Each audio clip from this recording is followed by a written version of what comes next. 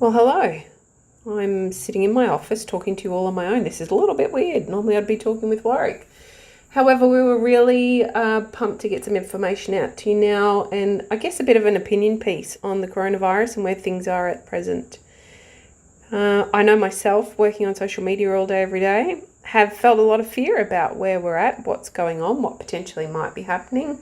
The idea of a prolonged lockdown of sorts is, wow, quite impactful on us all, and certainly has had me thinking about the business that I'm in, my construction business, and what that looks like for us moving forward.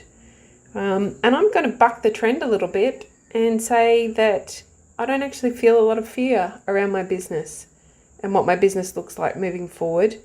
I feel confident that I can weather the storm, and I can say so because of the work we did before this point.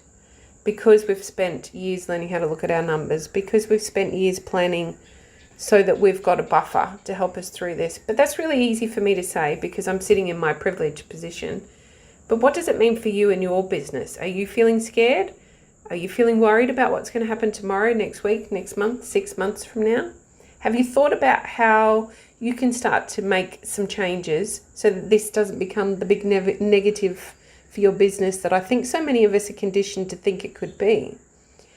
I know from personal experience, I've observed a lot of businesses do well through these hard times because they've learnt how to position themselves. They've learnt how to, I guess, leverage where they're at. Not so much the illness. I don't think it's fair, right, just or correct for anybody to make money off somebody else's woes.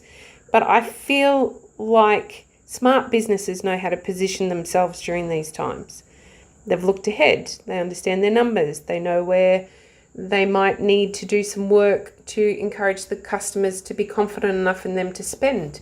Because as we spoke about last week, people still have money. Sure, there may be some less for various groups of people, but there are still clients out there with money ready to spend. So I guess getting smart about how you position your business in these times, talking about the precautions you're taking, or talking about what you're doing as a business to keep people safe. Those things are really important. And I guess I probably just want to dispel some of the fear. I want to encourage you not to buy into the fear.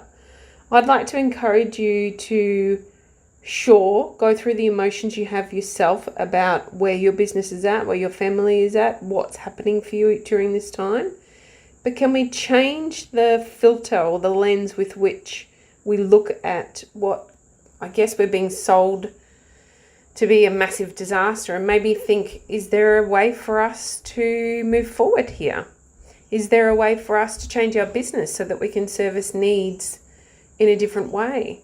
Is there a different offering that we've never actually thought about before that we could bring to the table that will help us get through this period of time? Is there a way in which we can cut down contact with some of our clients? Like, can we be doing some of these meetings online? Wow, that's novel. Client meetings online. What a bloody great idea. From the comfort of your own home. I guess I just briefly really wanted to touch base and say, this doesn't need to be the doom and gloom that we're being sold. Yes, it's a trying time. Yes, it's difficult. Yes, it's easy to fall into the trap of the fear. But I wonder if you started to think of this as an opportunity to make some of those changes you'd always wanted to make, an opportunity to jump in and find some support to get your business moving in the direction of your dreams, really. If we started to look through a different lens and understand this could actually be a really positive opportunity for our businesses, I wonder how we feel about it at the end of that day. I wonder what control we're able to take back because we're not looking at this through the lens of fear. I wonder how we can make calmer, clearer, more concise decisions because we're not looking through that lens of fear. So my very quick words today for you are, yep, it's scary. I acknowledge that. Sure, there's a lot of stuff going on that we have no control over. Decisions are being made for us by government on an almost hourly basis about what our short-term future is going to look like. And a lot of those decisions we have no impact on.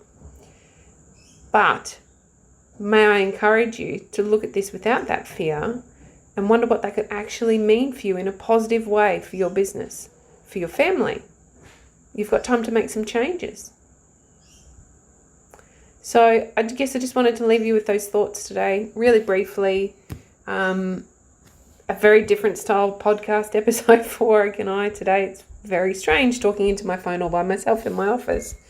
But even as I do so, I just see these constant messages of fear on social media. So if I could encourage you to consciously make a decision to look at what's going on without that fear and allow yourself to find a different direction, I hope that you can feel that this doesn't need to come with such an impact of doom and gloom the way we're being told it does.